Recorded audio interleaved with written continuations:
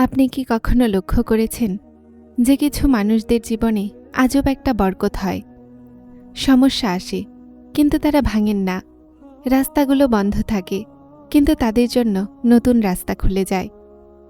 আপনি কি জানেন তাদের মধ্যে একটা জিনিস কমন থাকে?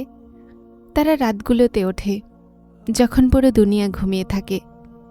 কিন্তু প্রশ্ন এটাই, তাহাজ্জুদ আদায়কারীদের সাথে এমন কি হয় যা সাধারণ মানুষের সাথে হয় না? আজ আমরা এই রহস্যের ব্যাপারেই কথা বলবো।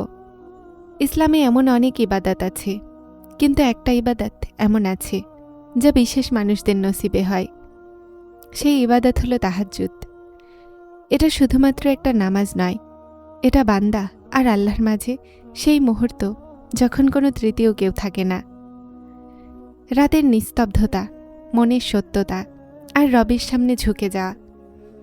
কিন্তু অবাক করা কথা হলো এটা যে মানুষেরা এই ইবাদতকে জীবনের অংশ বানিয়ে নেয়, তাদের সাথে আজব কিছু পরিবর্তন হতে লাগে। মনের শান্তি। তাহাজ্জুদ আদায়কারী মানুষদের মনে আজব একটা শান্তি তৈরি হয়ে যায়, এমন শান্তি যা দুনিয়ার কোনো জিনিসেই পাওয়া যায় না। জীবনের সমস্যাগুলো, চিন্তাগুলো আর পরীক্ষাগুলো সবার কাছে আসে, কিন্তু যে মানুষেরা রাতের শেষ প্রহরে তার রবের সামনে দাঁড়ায়, তাদের মনের পরিস্থিতি কিছু আলাদা হয়। দিনভরের ক্লান্তি, মানুষের কথাগুলো, দুনিয়ার দৌড় আর অন্তরের কষ্ট মানুষকে ভিতর থেকে অস্থির করে দেয়। কিন্তু যখন সেই রাতের নিস্তব্ধতায় আল্লাহর সামনে সিজদা করে, তো যেন মনের বোঝা হালকা হতে লাগে। মানুষের এই অনুভব হয় যে সে একা নয়, তার রব তার সমস্ত কথা শুনছেন। তারা তাদের মনের সেই কথাও আল্লাহকে বলে দেয়, যা হয়তো সে কোনো মানুষকে কখনোই বলতে পারবে না। এটাই কারণ যে তাহাজ্জুদ আদায়কারী মানুষেরা নিজে ভিতর থেকে মজবুত হয়ে যায়। পরিস্থিতি যতটাই কঠিন লাগুক না কেন, তাদের মনে একটা আশা বাকি থাকে যে আল্লাহ সব কিছু উত্তম করবেন। এই বিশ্বাস আর আশাই মানুষের মনকে শান্তি দেয়। আসলে তাহাজ্জুদ শুধুমাত্র একটা নামাজ নয়, বরং এটা বান্দার আর আল্লাহর মধ্যে একটা বিশেষ সম্পর্ক বানিয়ে দেয়। যখন বান্দা বারবার উঠে তার রবের সাথে কথা বলে, তো তার অন্তরে আল্লাহর ওপর ভরসা বেড়ে যায়। তারপর তারা দুনিয়ার চিন্তায় এতটা ভয় পায় না, কেননা তার বিশ্বাস থাকে যে তার রব তার সাথে আছে।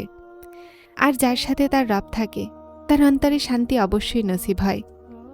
দোয়াগুলোর কবুলিয়তের দরজাও তাহাজ্জুদের সময় বিশেষভাবে খুলে যায়। হাদিসে মোবারকে আসে যে রাতের শেষ প্রহরে আল্লাহ প্রথম আকাশে নেমে আসেন আর তার বান্দাদেরকে ডাকেন, আছে কেউ চাওয়ার মতো যাকে আমি দিব? আছে কেউ দোয়া করার মতো যে আমি তার দোয়াকে কবুল করব?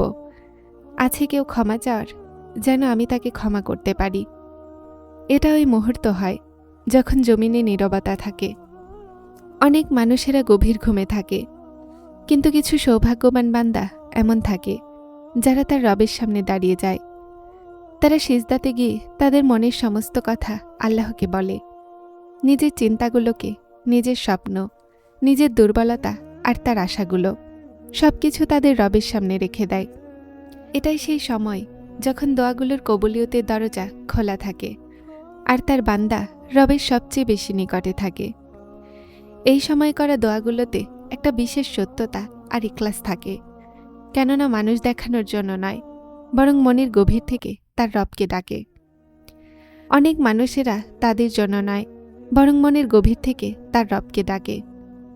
অনেক মানুষেরা তাদের জীবনে এই কল্পনা বয়ান করে যে যখন তারা তাহাজ্জুদে আল্লাহর কাছে চাওয়া শুরু করেছে, তো আস্তে আস্তে তাদের দোয়াগুলো কবুল হতে চলেছে। কঠিন রাস্তাগুলো সহজ হতে লেগেছে আর এমন দরজাগুলো খুলতে লেগেছে যেটা তারা কখনো ভাবেওনি। এজন্যই বলা হয় যে তাহাজ্জুদ সেই সময় যখন বান্দা চায় আর আল্লাহ দেন। কোন বলার জন্য তৈরি হন? তাহাজ্জুদ আদায়কারী মানুষদের জীবনে একটা অবাক করা পরিবর্তন এটা আসে যে তাদের জীবনে বরকত আসতে শুরু হয়ে যায়। অনেক মানুষেরা এই কথা বলে যে যখন তারা তাহাজ্জুদের অভ্যাস করে নিয়েছে, তো আস্তে আস্তে তাদের জীবনের মোড় বদলাতে লেগেছে। আগে যে কাজ কঠিন লাগত সেটা সহজ হতে লেগেছে, আর যেই রাস্তা বন্ধ নজরে আসত সেখানে নতুন দরজাগুলো খুলতে লেগেছে। রিজিকে বরকত অনুভব হতে লেগেছে। অল্প জিনিসও অনেক মনে হয়, আর মনের শুকরিয়ার অনুভূতি বেড়ে যায়। মানুষদের এটা অনুভব হতে লাগে যে আল্লাহ তার সমস্যাগুলোকে নিজে সামলাচ্ছেন। আসলে বরকতের মানে শুধু বেশি টাকা অথবা বেশি নিয়ামতগুলো হওয়ার নয়, অথবা বেশি জিনিসগুলোর হওয়া নয়, বরং বরকতের মানে এটা হয় যে যা কিছু আপনার কাছে আছে সেটাতে শান্তি আর স্বস্তি এসে যাবে। তাহাজ্জুদ আদায়কারী মানুষেরা অনেক সময় এটা বলে যে তাদের মনে একটা আজব প্রশান্তি এসে যায়, আর তারা জীবনের সমস্যাগুলোকে আগের চেয়ে বেশি কঠিন ভাবে না। এই সব কোনো জাদু অথবা কাকতালীয় নয়, বরং এটা আল্লাহর বিশেষ রহমত হয়, যা এই বান্দাদের উপরে নাজিল হয় যারা রাতের নিস্তব্ধতায় তাদের রবকে স্মরণ করে। যখন বান্দা দুনিয়ার ঘুম ছেড়ে আল্লাহর সামনে দাঁড়ায়, তো আল্লাহও তার সমস্যায় এমন বরকত দিয়ে দেন যাকে ভাষায় বয়ান করা সহজ হয় না। এটাই কারণ যে তাহাজ্জুদকে এমন ইবাদত বলা হয় যা মানুষের জীবনে নীরবভাবে আসে। আল্লাহর বিশেষ রহমত। তাহাজ্জুদ আল্লাহর বিশেষ কুদরতের বয়ান করার নাম। এটা শুধুমাত্র একটা নামাজ নয়, বরং এই কথার ইশারা যে আল্লাহ বান্দাকে তার নিকটবর্তী করতে চায়। লক্ষ্য করুন তো, দুনিয়াতে অনেক মানুষেরা যারা দিনে নামাজ পড়ে, কিন্তু রাতের শেষ প্রহরে এটা সবার জন্য সহজ হয় না। যখন ঘুম গভীর হয়, শরীর ক্লান্ত থাকে, আর চারদিকে নীরবতা থাকে, এই সময় বিছানা ছেড়ে আল্লাহর সামনে দাঁড়ানো একটা বিশেষ তৌফিক হয়। এটাই কারণ যে ওলামারা বলে তাহাজ্জুদ নসিব হওয়া আসলে আল্লাহর তরফ থেকে একটা দাওয়াত। আল্লাহ তার বান্দাকে ডাকেন যে আসো, এই নীরব রাতে আমার সাথে কথা বলো। অনেক মানুষেরা বিনা অ্যালার্মে হঠাৎ জেগে ওঠে, মনে আজব একটা অনুভূতি থাকে, আর তারপর অজু করে নামাজ পড়ে নেয়। অনেক সময় মানুষ নিজেও অবাক হয় যে সে নিজে এত সহজে ঘুম থেকে কিভাবে ওঠার শক্তি পেল। আসলে এটা আল্লাহর দয়া। যখন বান্দা বারবার তাহাজ্জুদের জন্য ওঠে, তো তার সম্পর্ক রবের সাথে মজবুত হতে লাগে। তারা শুধুমাত্র দিনের ইবাদত পর্যন্ত সীমাবদ্ধ থাকে না, বরং রাতের নীরবতায়ও তাদের রবকে মনে করে।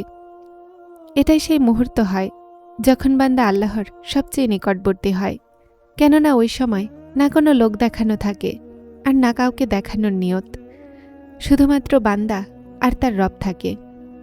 এটাই কারণ যে তাহাজ্জুদকে আল্লাহর বিশেষ বান্দার ইবাদত বলা হয়। যদি আপনার জীবনের সমস্যাগুলো বেড়ে গেছে, মন অনেক সময় অস্থির থাকে, অথবা আপনার মনে হয় যে আপনার দোয়াগুলো শোনা হচ্ছে না, তো হয়তো এখন সময় যে আপনি ছোট্ট একটা কদম তুলুন। দুনিয়ার সামনে আপনার চিন্তাগুলো বয়ান না করে আজ রাতে আপনার রবের সামনে দাঁড়িয়ে যান। যখন সব দিকে নীরবতা থাকে আর বেশিরভাগ মানুষেরা গভীর ঘুমে থাকে, এই সময় উঠে শুধুমাত্র 2 রাকাত তাহাজ্জুদ পড়ার চেষ্টা করুন, আর বলুন, ইয়া আল্লাহ, আমাকে তাহাজ্জুদ পড়ার নসিব দিন, আমিন। যারা চ্যানেলটিতে নতুন এসেছেন তারা হেদায়েত চ্যানেলটিকে সাবস্ক্রাইব করে আমার সাথে থাকুন, এবং অবশ্যই ভিডিওগুলোকে লাইক শেয়ার করবেন। আসসালামু আলাইকুম।